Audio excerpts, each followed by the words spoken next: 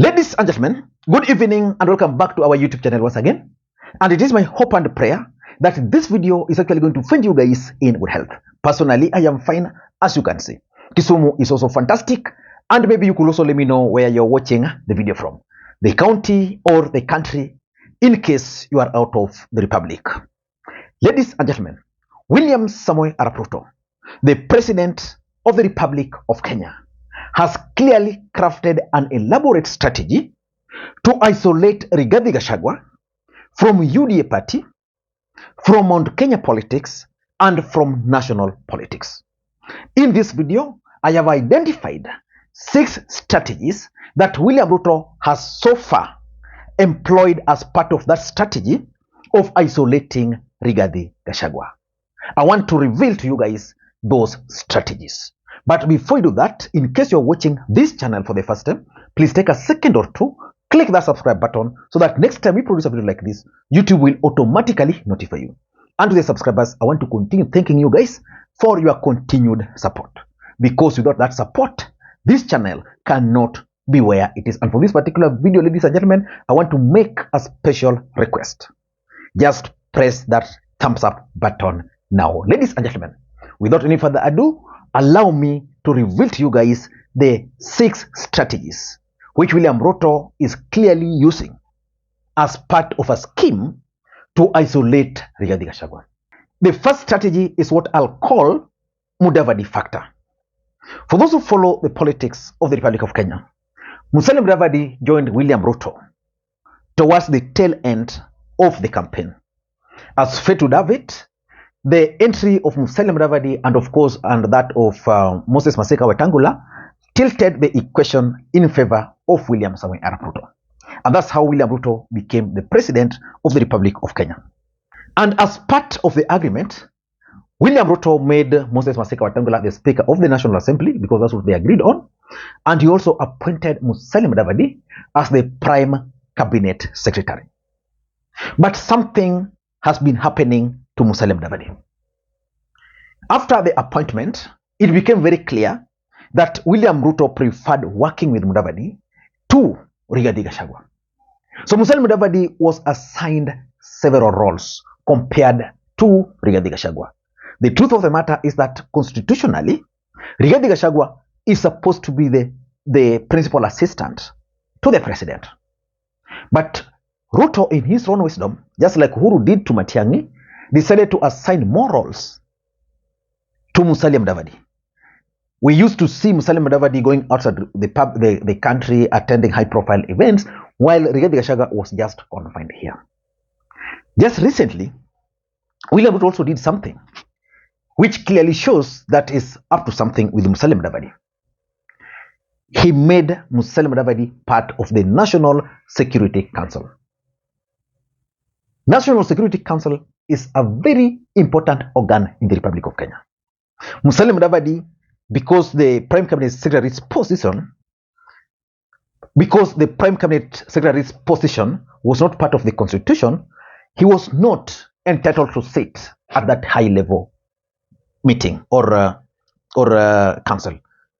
So cleverly, William Ruto then decided to appoint him as the Minister for Foreign Affairs. One of the members of the National Security Council is the Ministry of Foreign Affairs, the Minister for Foreign Affairs. So which means if Mudavadi was not accessing certain intelligence information, he's now getting all those information. Let me ask you, in your opinion, between Mudavadi, just in your own opinion, between Mudavadi and Rigathi Gachagua, who do you think William Ruto is favoring? And in fact, that's why there's even the talk that William Ruto might change Mudavadi as his running mate in 2027. Or that explains why Ruto is trying to focus his attention in Luhya Nation, because he wants Mudavadi to succeed him. So that is one strategy that he's been using, and I think it has been effective for perception. The second strategy is the emergence of Ndindi Nyoro Factor in Mount Kenya. Ndindi Nyoro Factor is actually meant to isolate Rigathi Gachagua in Mount Kenya. There has been this story about the next Mount Kenya kingpin. If William Ruto wanted Rigathi Gachagua to be the next Mount Kenya kingpin, it will happen the next day. But you find even people like Ferdinand Waititu telling us that Rigathi Gachagua is just temporary. People like Moses Kuria refusing to accept the fact that Rigathi Gachagua is the kingpin. But I know the question you are asking me is, how is the emergence of Ndindi Nyoro factor in Mount Kenya politics part of that wider strategy? The truth of the matter is that probably William Ruto has promised Ndindi Nyoro the position of the deputy president in the Republic of Kenya in 2027. What will that do? One thing, it will get members of parliament to support Ndindi Nyoro. And that can explain why yesterday 15 MPs from UDF party endorsed Ndindi Nyoro. So in the mountain, for example, we are going to have two camps. We are going to have members of parliament allied to Ndindi Nyoro, and of course members of parliament allied to Rigathi Gachagua. We are going to start witnessing such kind of a thing. And of course, let me ask you, why do you think Mount Kenya governors are no longer accompanying William Ruto to his events? When was the last time you saw, for example, the Nyeri governor, or say Anne Waiguru with Ruto? Because they used to accompany Ruto wherever Ruto was going. It means they are also getting confused in that politics.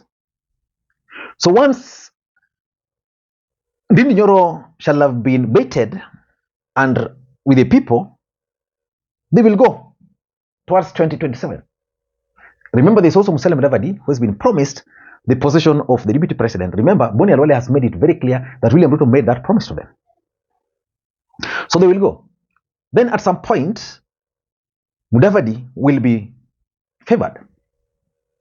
Then Ndindi Nyoro will be told, well, relax, I'll support you in 2032 as the presidential candidate. So you'll be told, we want the 5 years to be minus Kikuyu, so that it doesn't appear as if you are having a rotation of Kikuyu, Kalenjin, Kikuyu, Kalenjin. So they are going to have Kalenjin president, Aluya, deputy president. Then 2032, Ndindi Nyoro will be supported. That's what is going to be told. Or alternatively, Ndindi Nyoro is going to be promised that let us go with Mudavadi, because without Mudavadi we are not going to succeed. Let us go with Mudavadi in 2027. Then in 2032, you are going to be Musalia Mudavadi's running mate. I'm looking at it from that perspective. That's how I'm looking at the emergence of Ndindi Nyoro. What's your thought? If you watch the video up to this stage and you love it, please let me know in the comment section. And of course, you can always support the channel using the numbers you are seeing on the screen there. The third strategy is UDA party politics. Let me ask you, when do you think William Ruto appointed Cleophas Malala as the Secretary General of UDA party? Why? For me, two main reasons. The first reason is that William Ruto wanted to take control of UDA party by bringing a completely new person, because Malala was never part of UDA party. He was from ANC party. So he wanted to control the party. Number two, I also believe that the idea was generally to hand over the party to Musalia Mudavadi, because Malala is viewed as a lawyer with the control of the party. Remember the other day he changed the secretariat, planted most of his people. So generally, what Ruto is trying to do with the UDF politics is that he's taking the control of the party from the grip of Rigathi Gachagua. Technically, the party is no longer a Kikuyu party, because that's how they projected the party during the campaigns. Now they are trying to shift the ownership to the Luhya nation. Politics inakuwa ngumu hivyo. And that's why I always tell you that politics is a very interesting game and very dirty. If you are here, you've not subscribed, please do. Number 4 is the war on Mungiki. Why do you think the task of fighting Mungiki has been left in the hands of Rigathi Gachagua? Ideally, the person who should be taking charge of that is none other than Professor Kithure Kindiki. Why should Professor Kithure Kindiki fight bandits in Rift Valley and not deal with Mungiki? Why is Rigathi Gachagua being assigned that role? The truth of the matter is that by fighting Mungiki, a narrative is going to be crafted that the government is targeting Kikuyu youths. And for that, the person who is the face of the government is Rigathi Gachagua. And that's why Moses Kuria is very clever. Is telling everybody that for them, they won't support that. Anybody who wants to use force or to use Mungiki to fight the Kikuyu nation, the Kikuyu youths, they won't allow. And of course, there's also the story that Ruto is fighting. I mean, there's also the story that Ruto is actually funding Maina Njenga. I don't know what to think, but that's also the strategy. The 5th strategy is something that happened yesterday. Mike Sonko and Governor Johnson Sakaja's meeting yesterday. Ladies and gentlemen, how do you think Sakaja managed to become the governor for Nairobi? Simple. The support of the Kikuyu nation plus the perceived loyal votes. Now, William Ruto has realized that the Deputy President Rigathi Gachagua is keen on sponsoring a Kikuyu to run in Nairobi. He has realized that.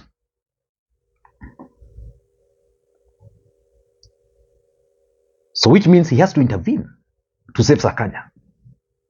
Because on the other side, already, Raila has said, Tim Wanyonyi. So if Tim were to contest in Nairobi, the truth is Sakaja will not get the Luhya votes. Tim is going to get majority. And of course, ODM are the majority in Nairobi. So and let's assume that we are going to have Azimio. So the Kamba. So the idea behind bringing Sonko is that Sonko is going to help Sakaja with campaigns. Sonko is very thorough. Sonko can easily deliver 200,000 votes to whoever is supporting in Nairobi. So in short, Ruto is pruning Rigathi Gachagua's ambition of trying to sponsor a Kikuyu candidate. And lastly, this has been happening. Why do you think Rigathi Gachagua is being branded as a Kikuyu leader? He's the one talking about shareholding. He's about the one about talking about our coffee. Is the one talking about, if he is talking about milk, the Kikuyu. Why do you think Rigathi Gachagua is being branded as a Kikuyu? The truth is, it's part of that wider strategy of isolating Rigathi Gachagua from the national politics. So that apart from the Kikuyu nation who might embrace him, the rest of the country will not take him seriously. They'll just see him as someone who is advancing the interest of the Kikuyu nation. Period. I don't know what to think. That's my take. Until next time, this is Lee Makwiny. If you've enjoyed the video, please let me know in the comment section. Bye-bye.